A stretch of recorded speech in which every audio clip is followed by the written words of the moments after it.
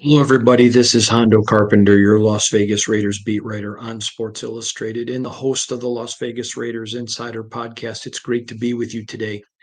I'm here at the facility, and today we want to talk about the quest for stability. I think that is, if there's one thing missing in the Raiders organization, it is literally that a quest for stability, trying to figure out who they are, what they are, and then how to get to where they want to go. I can tell you this, I don't believe for one second, and in just about a month, I'll be in my sixth year of covering this team.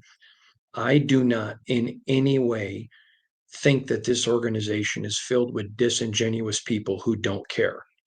Now, when I covered the Lions and Matt Millen was the general manager, I thought there were some people who cared and some who saw the team as, well, it's okay, we tried. There's none of that mentality here with the Raiders at all. So I think that's encouraging. But the point of the matter is it's been 2 decades since this franchise has found stability. And we're going to talk about that today, what that looks like, what Sunday's game impacts that. But first, I promised you I was going to address this Monday, and I didn't have time before the game. And obviously, when I do a post game pod, the next day I don't do one. So I want to address the Janarius Robinson suspension and the Charles Snowden. Now, before I address this, I believe I owe you a caveat. I am a person whose life has been directly impacted by drunk driving. I have a very close friend that was killed by a drunk driver. Um, and so I've had some friends who were also struggled with alcoholism. And so I'm telling you that because not because I'm looking for your sympathy, but because I feel like I owe it to you as a caveat that you can very well know that my opinion is coming from the standpoint of a person whose life's been impacted. Um, I want to start by stating something that I don't think a lot of people care about, and I understand why you don't care. But Charles Snowden is a wonderful kid, and this is not something indicative of who he is as a person. Now, that being said, what he did was completely ignorant, irresponsible. It was disgrace to his family's name. It was a disgrace to a Raider organization. It was an insult to his teammates and a direct assault on his coach who's fighting for his job. And whether it's fair or not, people are going to point to things like this and say, well, it looks like there's no discipline and AP's lost the team, which I don't believe. It is a bad look. But most importantly, it's a bad look for a guy that I think is a good kid. And I am not a person who's willing to throw away a kid for a mistake. Okay. But we also need to understand he got behind a wheel and very well could have killed someone. And so good kids make bad mistakes all the time. I'm going to be blunt with you. I am a little bit surprised that he's still on the team. But it was a insult to his parents, who are tremendous people. It was an insult to the company that employs him, especially with what happened with Henry Ruggs. Any dirty detail just throws dirt on the organization. And it's an organization that cannot fail. They must have a zero tolerance policy based on what's happened. And I'll get to the AP part in a minute, but it's also an insult to his teammates because then they're all painted with a broad brush. Now, most people are intelligent enough to know when Mr. Snowden made the decision to do what he did, it was his decision. But a lot of people are not smart enough. And unfortunately, a lot of media people will just throw it in Raiders being the Raiders, and it's not fair to the organization. But it's also not fair to himself that he didn't think highly enough of himself to say, man, I can't do this. If I destroy another person's life, I destroy my own life. And because I think he is a tremendous young man, had he done anything to hurt another individual, I believe it would have devastated him. So I think the Raiders have to come down very, very hard. They, as an organization, can't afford it. But I'm not willing to sit here and say because he made a very stupid decision that could have killed someone, to paint with a broad brush saying he's just a bad kid, because it's not true. And I wanted to make sure that I um, got the information, knew exactly what had gone on, and dealt with it from that standpoint. Janarius Robinson, again, suspended by the league.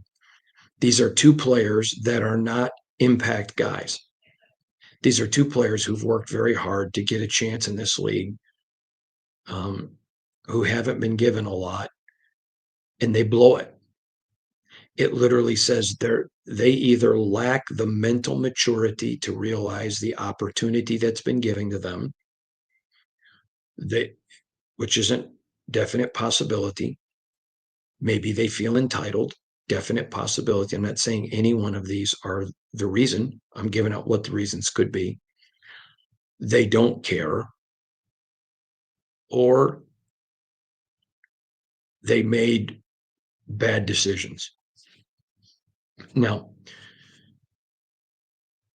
let all of us who are without sin cast the first stone.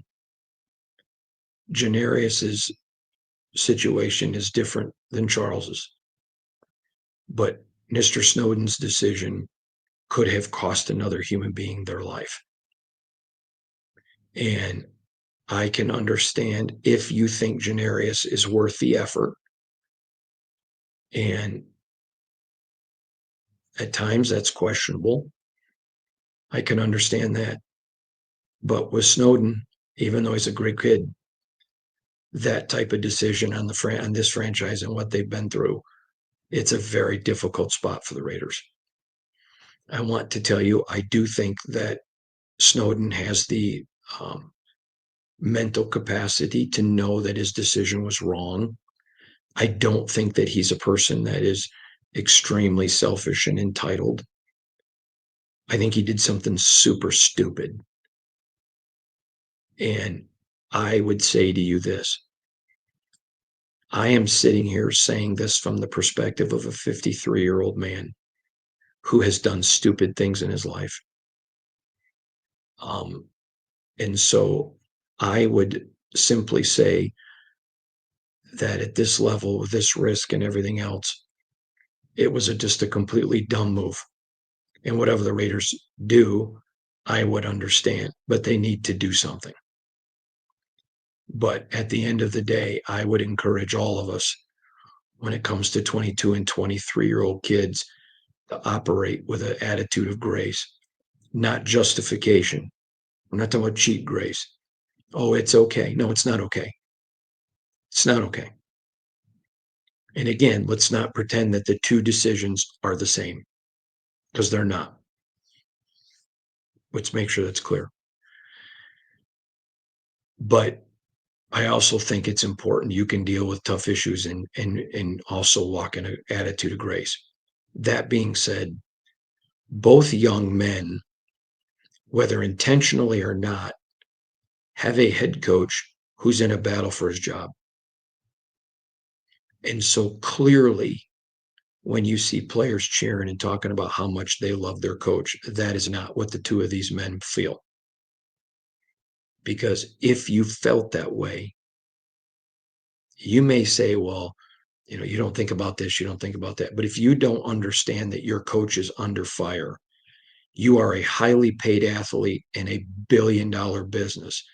If you don't understand your actions reflect him, then you are woefully ignorant. And if I'm them, I wouldn't be pretending I'm an AP fan, because you just absolutely drove a gut punch into him and his regime. I don't believe that if AP's fired, it will be because of this decision. that these two men made, but I certainly don't think it helped it if the decision's made. And I told you I would address it, and there you go. So let's talk about the quest for stability and what the quest for stability looks like.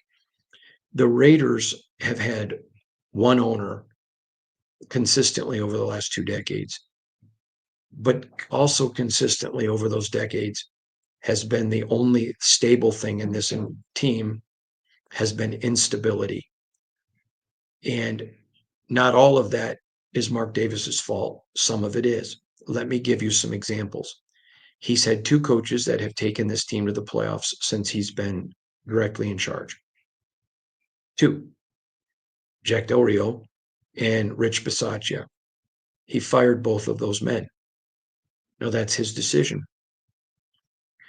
But the team now sits here today, yet again looking for stability. This is not a team in need of a rebuild. It does need a reload. And so now he has to ask himself, all right, there was multiple massive injuries that hurt this team. That's fair. There were multiple uh, times that this team just continues to fight when they have nothing to fight for. That's fair.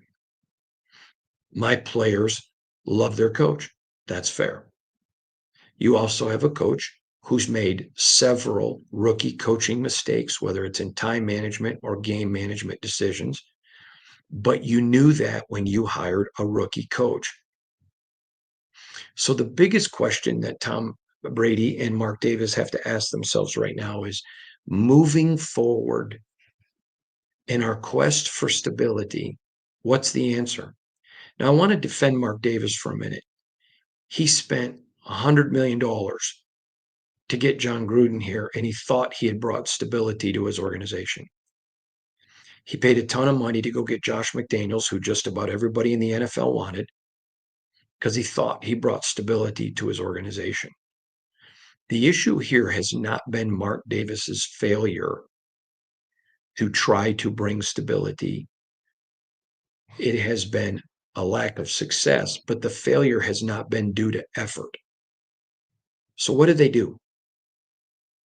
If you want Tom Brady to run the football operations, that's 4 years away. But Mark has made it clear he wants him to have a huge voice. All right. So if you want him to have a huge voice, then the question is, do you trust that AP, like Dan Campbell, where the Lions stuck with him? Dan Campbell made a lot worse decisions than AP has made in his first year. A lot worse. And even in the second year, he made some. And here he is now. People are still questioning some of his decisions, like the onside kick last week. But do you feel like AP can develop into that guy?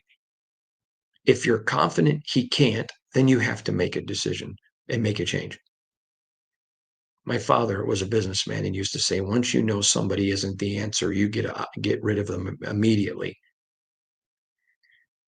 If you're not sure, then you have to pause and look at the fact of the injuries and the way the team has fought for them and the way they believe in them. If you are sure this guy's not the answer, then you have to ask yourself, okay, who is? Who is? Now, there are a lot of people that think Shedeur Sanders only wants to play for the Raiders.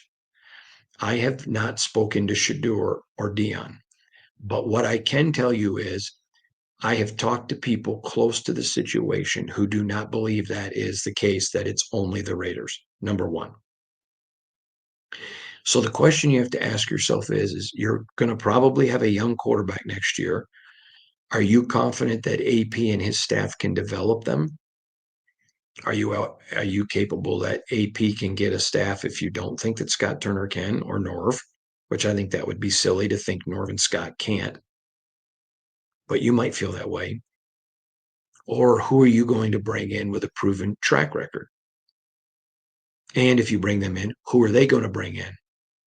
And then before you make the decision to make a coaching change, remember the Raiders made the decision on Derek Carr because they were certain Tom Brady was coming. And then some things changed. Tom did not lie to them. He didn't mislead them, but some legitimate things happened. And Tom couldn't come be the quarterback. They tried to go back to Derek. It would not work. And they ended up with Jimmy Garoppolo.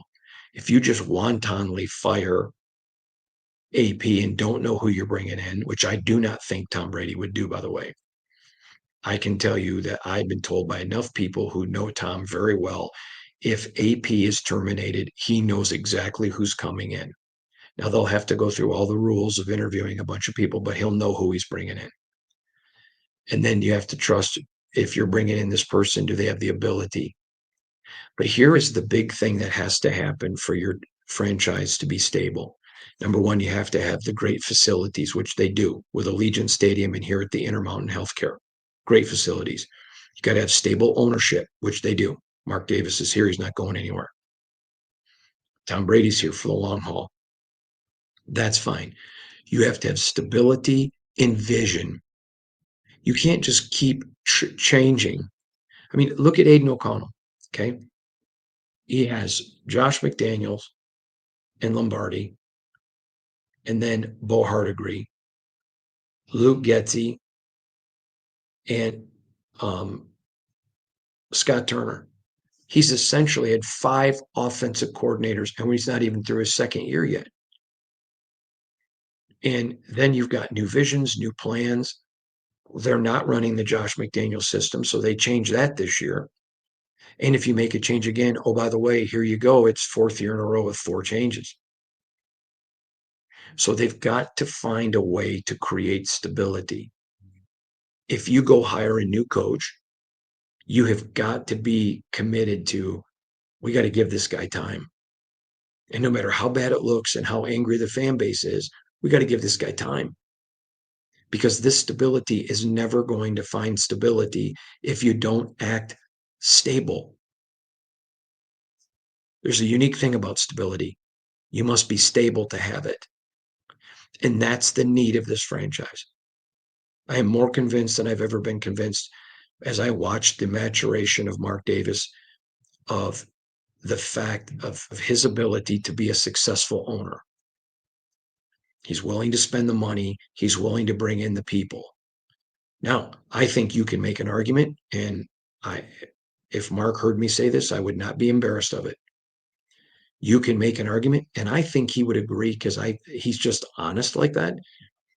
He's probably trusted the wrong people. Not every time, but he has in the past. Okay, that's fine. That's being human.